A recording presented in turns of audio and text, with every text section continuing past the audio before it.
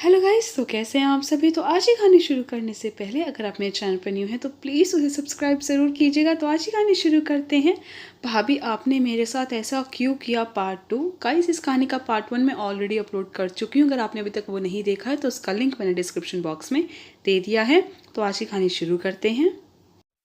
लड़का जिसका नाम रघुवीर था वह सोचता है कि लड़की शायद से कुछ ज़्यादा ही शर्मीली है। इसने अभी तक मुझसे एक बार भी बात नहीं की है। लड़का अकेला रहता था। कुछ पड़ोस की औरतें मीनाक्षी का गृह प्रवेश करवा गीत गाती हुई उसे अंदर ले जाती हैं। वहाँ एक पलंग था, वहाँ उसे बैठा कर कहती है, ले भाई दुल्हनिया, अब संभाल अपना घर। सब पड़ोसी अपने घर चले जाते हैं तो रघुवीर पंखा चला देता है और कहता है कि अरे अब तो अपना घूंघट उठा लो। तो वह घूंघट हटाती है तो रघुवीर को देख पूछती है, आप कौन। तो रघुवीर हंसकर कहता है, अरे भाई मैं तुम्हारा पति और कौन। घूंघट हटाओगी, देखोगी तभी तो पता चलेगा। असल में मीनाक्षी भाई से दूर जाने की वजह से कल से रोई जा रही थी, जिसकी वजह से उसकी आंखें काफ़ी सूज गई थी। शादी के नाम की उसके चेहरे पर कोई रौनक नहीं थी। कहीं कोई रिश्तेदार यह ना पूछ ले कि लड़की को रिश्ता पसंद भी है या नहीं। इसलिए उसकी भाभी ने उसका घूंघट करवा दिया था और कहा था कि जब तक अपने ससुराल की दहलीज पार ना कर ले घूंघट मत हटाइयो। मीनाक्षी की आंखों के आगे अंधेरा छा जाता है और वह बेहोश होकर गिर पड़ती है। तो रघुवीर मीनाक्षी के मुंह पर पानी के छींटे मारता है। अरे क्या हुआ। लगता है भूख और थकावट से चक्कर आ गया। रघुवीर बाहर आकर 2 कप चाय और कुछ खाने को लाता है। मीनाक्षी इतने होश में आ जाती है। तो रघुवीर कहता है, मीनाक्षी लो कुछ खा लो। तो मीनाक्षी कहती है, नहीं मेरा मन नहीं है। तो रघुवीर कहता है, नहीं सिद्ध नहीं करते। तो वह ज़बरदस्ती उसे चाय पिलाकर थोड़ा बहुत खिला देता है। फिर कहता है, तुम आराम करो, इतने में बाहर का एक चक्कर लगा कर आता हूँ। और दरवाज़ा बंद कर चला जाता है। रघुवीर के जाते ही मीनाक्षी फूट फूट कर रोने लगती है कि भाभी आपने मेरे साथ ऐसा क्यों किया। मैंने तो आपको अपनी माँ की जगह दी, उनकी तरह पर विश्वास किया था। एक तरफ तो भाई तड़प रहा था और दूसरी तरफ बहन। खूब रोने के बाद मीनाक्षी सोचती है, अगर मैं वापस गई तो कहीं भाई का घर ना टूट जाए। और फिर इनका भी क्या कसूर है, यह तो ब्याह कर लाए हैं मुझे, उनको किस बात का दुख दूं। मुझे सब पता था फिर भी मैंने शादी के लिए हाँ करी और अब इसे अपना भाग्य मान लेती है। सोचते सोचते उसकी आंख लग जाती है। सुबह उठती है तो देखती है रघुवीर ज़मीन पर सो रहा था। मीनाक्षी जल्दी से उठती कहती है, आपने मुझे जगाया क्यों नहीं, मैं ज़मीन पर सो जाती। तो रघुवीर कहता है, तुम गहरी नींद में थी ना इसलिए कुछ कहा नहीं। तुम नहा लो, मैं तुम्हारे लिए चाय बना देता हूँ। तो मीनाक्षी कहती है, अरे आप क्यों चाय बनाएंगे, मैं चाय बना कर लाती हूँ। फिर वह नहा कर तैयार होकर चाय बना लेती है। तो रघु कहता है, मीनाक्षी मैं तुम्हें मीनू कहा करूँगा और तुम मुझे रघु। तो मीनाक्षी कहती है, अरे पति का भी कोई नाम लेता है क्या। तो रघु कहता है, हाँ आजकल तो सब लेते हैं। फिर घर पर जो भी राशन रखा था उसी से मीनाक्षी कुछ बना देती है और दोनों खा लेते हैं। फिर रघु कहता है कि मीनू कल मैं तुम्हें तुम्हारे पग फेरे की रस्म के लिए तुम्हारे मायके ले जाऊंगा। तो मीनाक्षी कहती है, जी ठीक है। फिर रघु कहता है कि चलो आज मैं तुम्हें बाजार घुमा कर लाता हूँ, कोई ज़रूरी सामान दिखे तो ले लेना।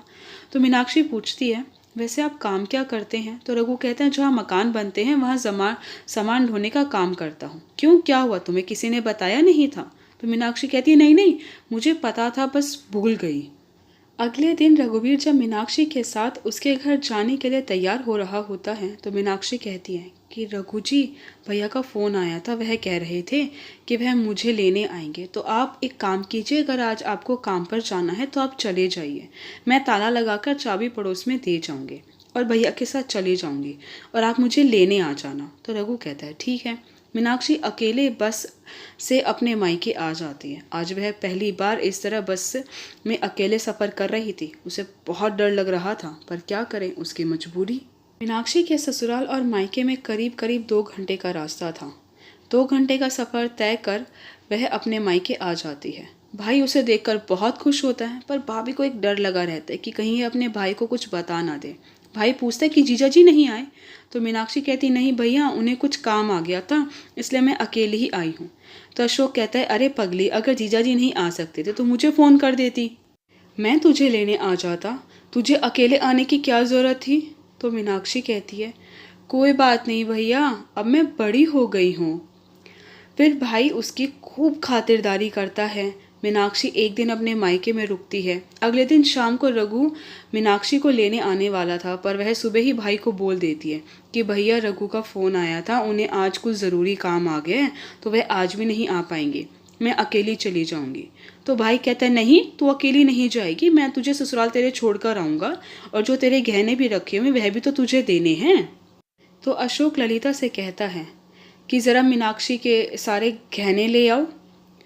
तो ललिता एक बैग में कुछ साड़ी और उसके बीच में गहने के बॉक्स को रख देती है। ललिता को गहनों की चिंता नहीं थी क्योंकि गहने नकली थे। उसे बस इस बात की चिंता थी कहीं अशोक मीनाक्षी को उसके ससुराल छोड़ने गया तो उसे सब पता चल जाएगा। मीनाक्षी बहुत जिद करती है कि भैया मैं अकेली चली जाऊंगी, आपको चिंता करने की ज़रूरत नहीं है, पर अशोक नहीं मानता। तो ललिता बेहोश होने का नाटक करती है। तो मीनाक्षी कहती है भैया भाभी की तबीयत ठीक नहीं है, बच्चे भी छोटे हैं, आप मेरे साथ आएंगे तो इनका ध्यान कौन रखेगा, मैं चली जाऊंगी और आपको ससुराल पहुंचते ही फ़ोन कर दूंगी। अशोक को मजबूरी में मीनाक्षी को अकेले ही उसके ससुराल भेजना पड़ता है। जब तक मीनाक्षी का उसके ससुराल पहुंचकर फ़ोन नहीं आ जाता कि भैया मैं पहुंच गई हूं, तब तक अशोक को मीनाक्षी की चिंता लगी रहती है कि उसकी बहन के साथ कुछ गलत ना हो जाए। दूसरी तरफ इतने रघुबीर अपने मजदूरी कर कर शाम को अपने घर वापस आता है कि तैयार होकर मीनाक्षी को भी तो उसके मायके से लेकर आना है। तो देखता है कि मीनाक्षी पहले ही घर पर आ चुकी है। तो रघु पूछता है कि मैं तुम्हें लेने आने वाला था, तुम इतनी जल्दी कैसे आ गई। तो मीनाक्षी बहाना मार देती है और रघु उसकी बात मान भी लेता है। अब हर रोज रघु मजदूरी पर जाता और मीनू घर संभालती। रघु हर रोज की दिहाड़ी लाकर उसके हाथ में रख देता।